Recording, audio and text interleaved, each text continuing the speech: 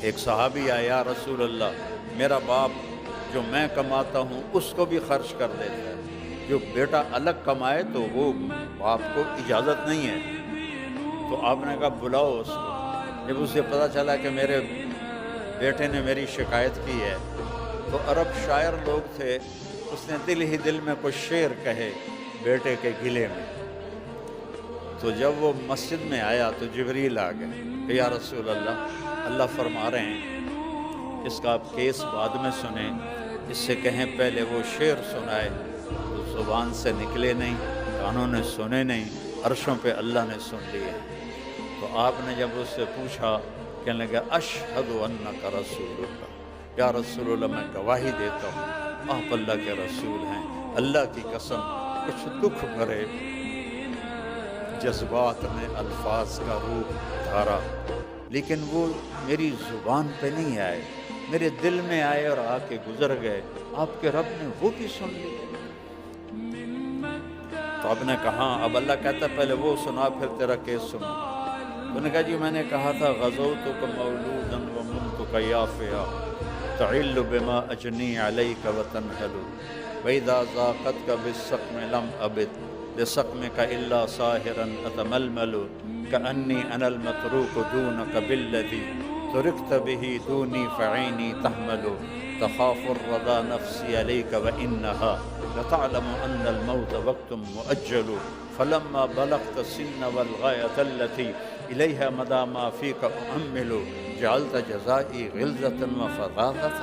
كأنك أنت المنعم المتفضل فليتك إن لم تر حق أبوتي فعلت كما الجار المجاور يفعل فأوليتني حق الجوار ولم تكن علي بمال دون مالك تبخل۔ اے بیٹا جب تو پیدا ہوا تو میں نے اپنے لیے جینا چھوڑ دیا، ہر باپ یہی کرتا ہے۔ بیٹا جب تو پیدا ہوا تو میں نے اپنے لیے جینا چھوڑ دیا، جو کمایا تیرے لیے، جو بنایا تیرے لیے، پہلے تجھے کھلایا پھر خود کھایا، پہلے تجھے پلایا پھر خود پیا۔ جب تو بیمار ہو جاتا تھا تو ساری رات تیرے سرانے ہم دونوں ماں باپ تیرا پہرا دیتے تھے، اور ہر لمحے ہمیں ڈر لگتا تھا کہیں مر نہ جائے، کہیں مر نہ جائے، حالانکہ موت کا وقت مقرر ہے۔ پھر ایسا ہوا کہ عمر گزرتی گئی، میں بوڑھا ہوتا گیا، جوان ہوتا گیا، تیرا تنا سیدھا ہو گیا، میرا تنا جھک گیا، میرے ہاتھ میں لاٹھی آ گئی، تیرے پاؤں میں طاقت آ گئی، اور میرے سوچوں میں یہ بات آئی جیسے میں بچپن میں اس کو انگلی پکڑ کے چلاتا تھا، کبھی کندھوں پہ بٹھاتا تھا، کبھی گود میں، اور اس کے لیے ساری ساری رات میں مزدوری کرتا تھا۔ پوچھو جو یہاں قبروں میں پڑے ہوئے ہیں تمہارے ماں باپ کہ انہوں نے کتنے دھکے کھائے یہاں، میں تو 82 سے آ رہا ہوں، 42 سال ہو گئے ان ملکوں میں آتے ہوئے، کیسے کیسے انہوں نے مشقتیں برداشت کی اور تمہارے لیے راستے ہموار کیے۔ اور لیکن ایک دم میں نے کیا دیکھا کہ تیری آنکھیں ماتھے پر چلی گئیں، اور تو مجھے ایسے دیکھتا تھا جیسے میں تیرا نوکر ہوں اور تو میرا مالک ہے۔ میں نے اپنی ساری زندگی کے تصور کو جھٹلا دیا کہ ہاں واقعی میں اس کا نوکر ہوں، کہ میرا مالک ہے۔ اگر میں باپ ہوتا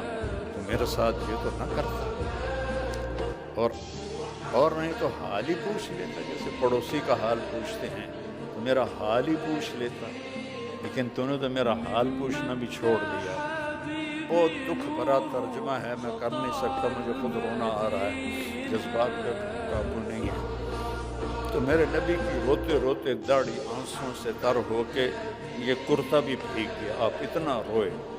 کہ آپ کی داڑھی اور آنسو ایسے کرتا بھیگ گیا۔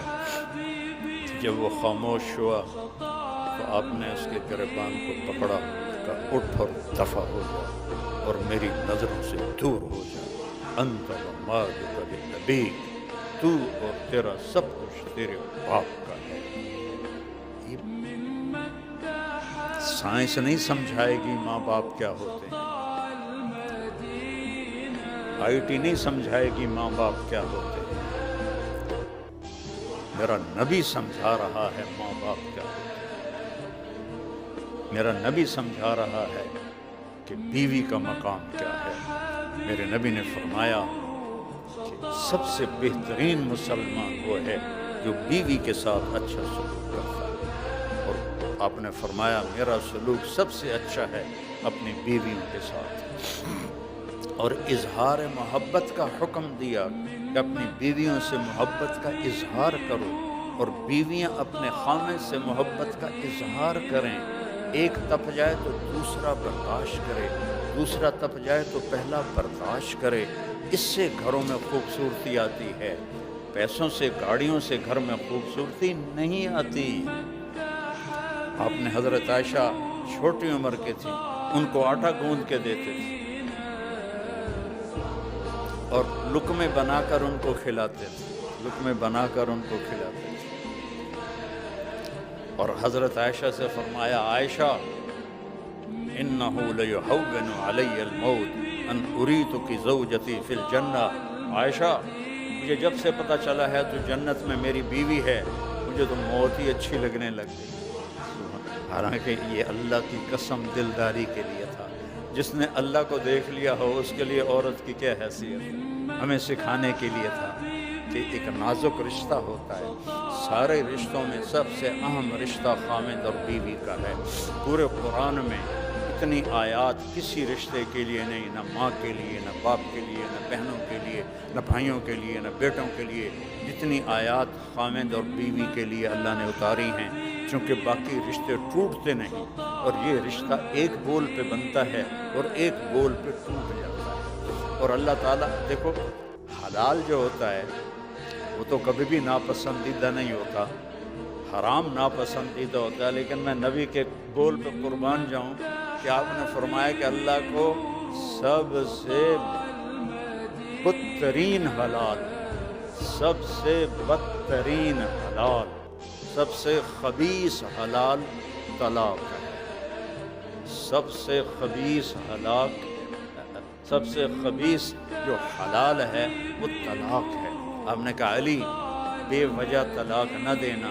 جب بے وجہ طلاق دی جاتی ہے تو اللہ کا عرش کانپ اٹھتا ہے۔ پھر آپ یہاں بہت مصروف ہیں، اولاد کو ٹائم دو، جو والدین اولاد کو ٹائم دیں گے ان کی اولاد اسلام پہ پکی رہے گی، جو ٹائم نہیں دیں گے بیوی بھی جاب، خامد بھی جاب، اور کوئی ملاقات نہیں، کوئی بیٹھنا نہیں، تو آپ کی اولاد آپ کے ہاتھوں سے نکل جائے گی۔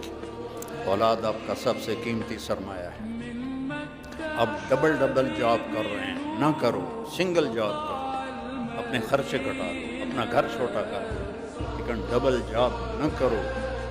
مرنا بھی ہے، آگے بھی جانا ہے، اور سب سے بڑی دولت اولاد ہے، اس اولاد کو وقت نہ دینا یہ آپ کا بہت بڑا ظلم ہے۔ تو اپنے اولاد کے لیے ٹائم نکالو، اور جب گھر میں ہو تو موبائل آف کر دیا کرو، گھر میں ہو تو موبائل آف کر دیا کرو، آپس میں بچے بیوی بیٹھو۔ میں یہ نہیں کہتا ہوں کہ ان کو تقریریں سناؤ اور نصیحتیں، نہیں، پیار محبت کی باتیں کرو، تاکہ آپ کا اولاد میں ایک محبت کا رشتہ قائم ہو جائے، اور اس میں موبائل خبیث نہ چلے، کیونکہ یہ بڑا کتا ہے، یہ جب ذرا سی ٹن ہوتی ہے نا، اور بیوی خامند کی بات سن رہی ہوتی ہے تو ٹن، سوری میں ذرا گال لے لوں، وہ تیری سوری اس پر اثر نہیں کرتی، تیری بے رخی اسے دکھی کرتی۔ اور جب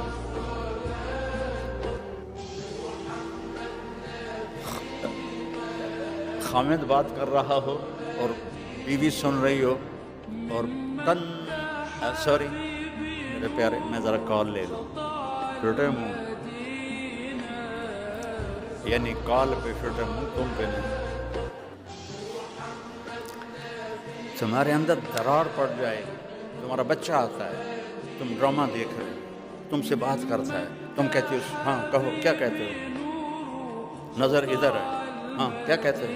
اللہ کی قسم آپ نے اولاد کو الٹی چھری سے ذبح کر دیا۔ فارغ ہو جاؤ بچوں کے، تمہاری مجبوریاں ہیں کہ عورتیں بھی جاب کرتے ہو، اصل ہے کہ تم اپنے بچوں کی تربیت کرو، انہیں پروان چڑھاؤ، ایک اچھا انسان بناؤ۔